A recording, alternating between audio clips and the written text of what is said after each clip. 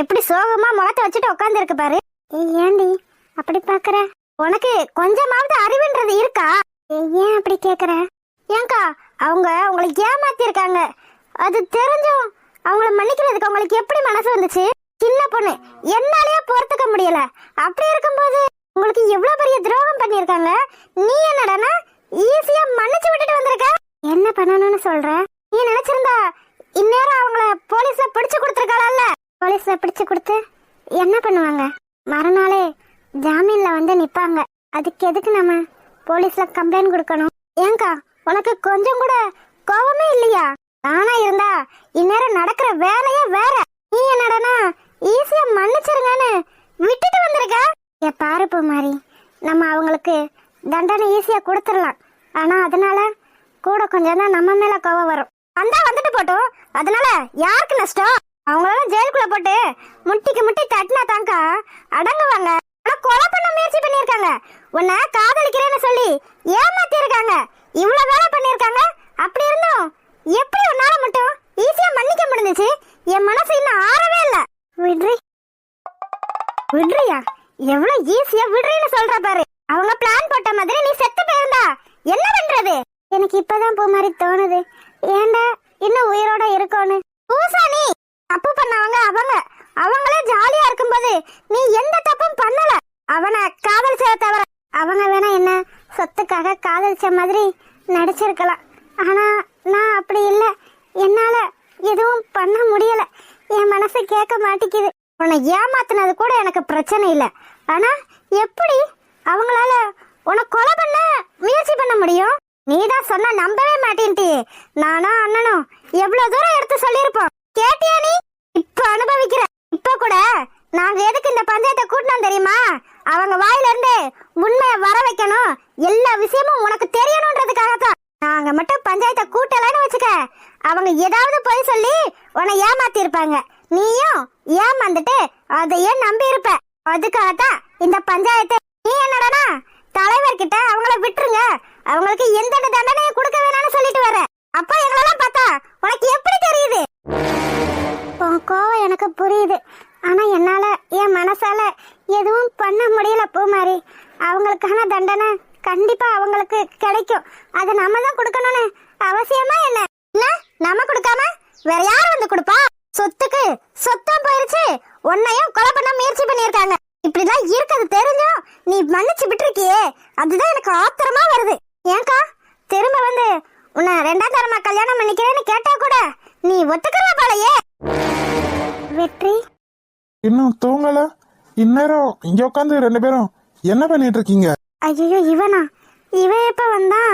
இவனுக்கு மட்டும் துளசியை காட்ட நம்ம பேசினது தெரிஞ்சிச்சுன்னா தோலை உரிச்சு தொங்க விட்டுருவான். இன்னும் தூங்க போலையான்னு கேட்டேன். நல்ல வேலை தூங்க போலையான்னு கேக்குறான். அப்ப நம்ம பேசினத இவன் கவனிக்கலன்னு நினைக்கிறேன். நீ இங்க என்ன பண்ற? நீ தூங்க போலையா? அதிக பிரசங்கி, நான் உங்களை கேட்டா நீ திரும்ப என்ன கேக்குறியா? இல்ல வெற்றி, கொஞ்சம் மனசு சரியில்லை, அதான் கொஞ்சம் உட்காந்துட்டு போலான்னு வந்தேன். பாரு துளசி, நடந்ததே நினைச்சு மனசை போட்டு குழப்பிக்கிறாத. நடந்ததெல்லாம் நல்லதுக்குன்னு நினைச்சுக்கோ. இவன் என்ன துளசி அக்காவை விட ரொம்ப மோசமா இருக்கான். நடந்ததெல்லாம் நல்லதுக்குன்னு நினைச்சுக்கிறதா? இதெல்லாம் ரொம்ப மோசம். அவங்க பண்ண தப்புக்கு கண்டிப்பா தண்டனை கிடைச்சே ஆகணும். என்ன நீ என்ன இப்படி பேசிட்டு இருக்க? நடந்ததெல்லாம் நல்லதுக்குன்னு நினைச்சுக்கிறவா? அவங்க எவ்வளவு பெரிய தப்பு பண்ணிருக்காங்க. அவங்களுக்கு தண்டனை கிடைக்க வேணாம்? அவங்களுக்கு தண்டனை கண்டிப்பா கிடைக்கும். கிடைக்காமலாம் போகாது. நீ சின்ன பிள்ளை, வாய வச்சுக்கிட்டு பேசாம இரு. அப்பா வந்துருவீங்களே சின்ன பிள்ளைன்னு. நான் பேசினா மட்டும்தான் உங்களுக்கு என்ன பண்ணுமோ தெரியல. மொத வாய குறடி. இனிமே வாய் எங்கிட்ட குறைக்கிறது? எனக்கு செஞ்சு வச்சதே அவ்வளவுதான். இதுக்கு மேல நான் ஊசி வச்சுதான் தைக்கணும். ஓ வாயெல்லாம் ஊசி வச்சு தச்சாலும் நிக்காது. எப்ப எங்கிட்ட வந்துட்டு போகுன்னே தெரியாது. பாரு துளசி, நீ எதையும் நினைச்சு கவலைப்படாத. நானும் விஷ்ணுவும் இருக்கோம். உனக்கு என்ன பிரச்சனை வந்தாலும் நாங்க பாத்துக்கிறோம். நீ எதையும் நினைச்சு கவலைப்படாத. நடந்ததெல்லாம் ஒரு கெட்ட கனவா நினைச்சு மறந்துரு. என்ன மன்னிச்சிரு வெற்றி. நீயும் விஷ்ணுவும் அப்பவே சொன்னீங்க. ஆனா நான் தான் யாரையோ நம்பிக்கிட்டு கடைசியில உங்களை நம்பாம விட்டுட்டேன். கூட இருந்து குழிய பறிப்பாங்கன்னு எனக்கு சத்தியமா தெரியாது வெற்றி. அதான் விடுன்னு சொல்லிட்டேன்ல, அப்புறம் என்ன? நடந்ததெல்லாம் கெட்ட கனவா நினைச்சு மறந்துரு.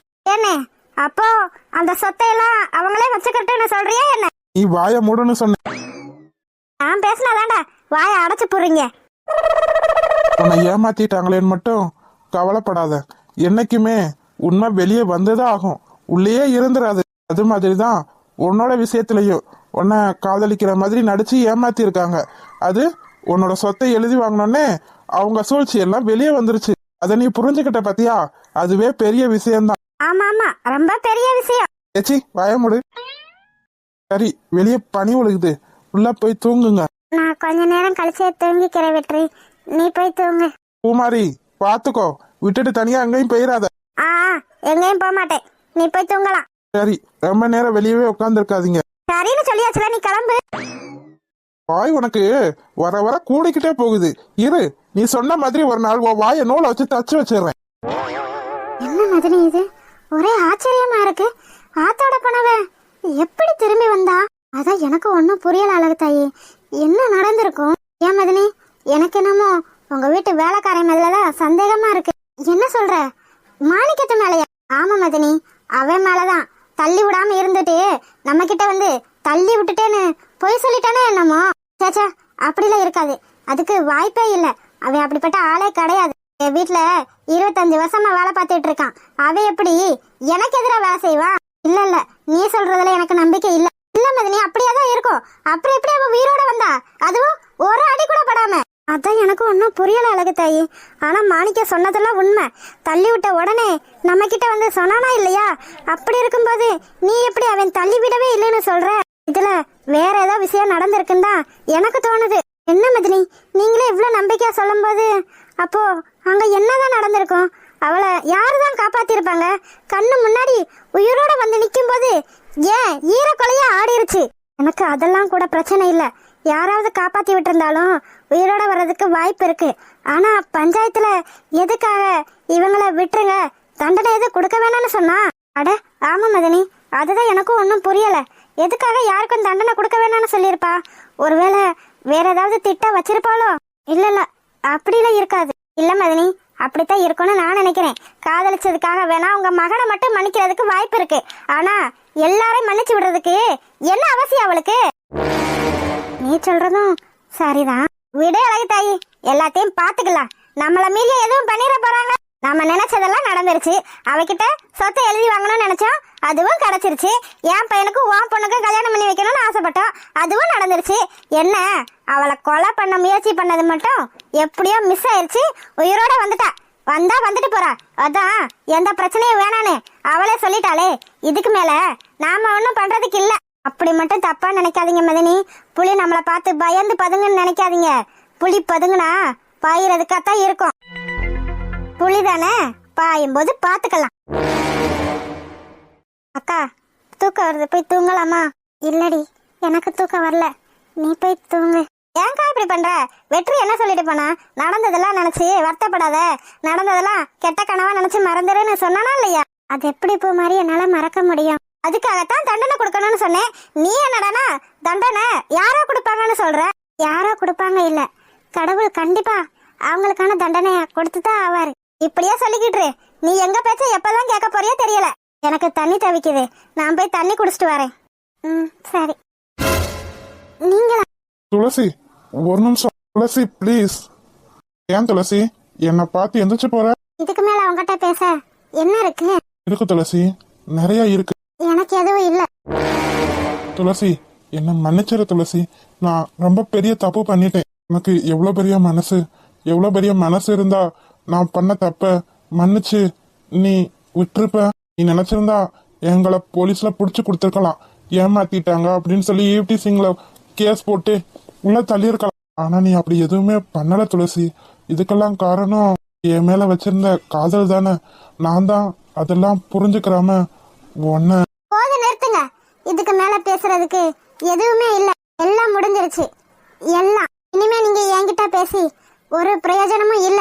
நீங்க நடத்தின நாடகத்தை எல்லாம் நான் பஞ்சாயத்துலயே பாத்துட்டேன். இதுக்கு மேலயும் என்கிட்ட வந்து நடிக்கிறதுக்கு உங்களுக்கு எந்த அவசியமும் இல்ல. ஏன்னா என்கிட்ட எதுவுமே இல்ல, என் உயிரை தவிர.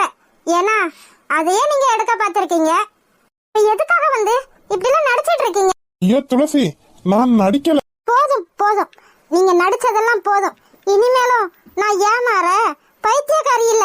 ஓஹோ, தெரிஞ்சிருச்சா நான் நடிக்கிறேன்னு? உனக்கு உண்மையெல்லாம் தெரிஞ்சிருச்சா?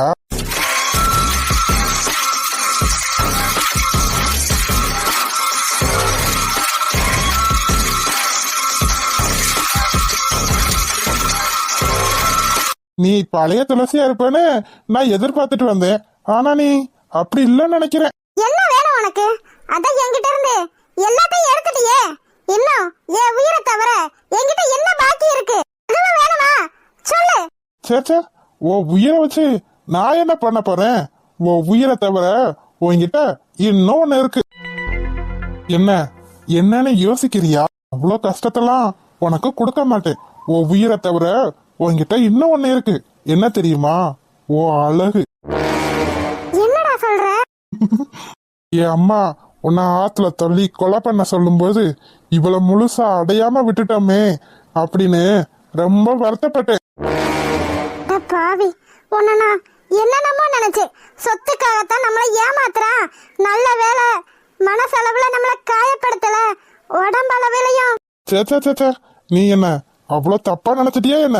ஓ சொத்தை எழுதி வாங்கணுன்றதுக்காகத்தானே உன்கிட்ட நான் அவ்வளோ பவ்யமா நடிச்சிட்டு இருந்தேன். உனக்கு எவ்வளவு தைரியம் இருந்தா என்கிட்ட வந்து நீ இப்படி எல்லாம் பேசுவ? உன்னை என்னால எதுவும் பண்ண முடியாது. நீ நினைச்சிட்டு இருக்க நீதான் என்ன மன்னிச்சு விட்டுருக்கான்னு. நீ என்ன மன்னிச்சு விடலனாலும் எனக்கு எந்த பிரச்சனையும் கிடையாது. போலீஸ்ட போவியா? போ, மறுநாளே வெளியே வந்து நிப்பேண்டி. நாளை என்ன எதுவும் பண்ண முடியாது.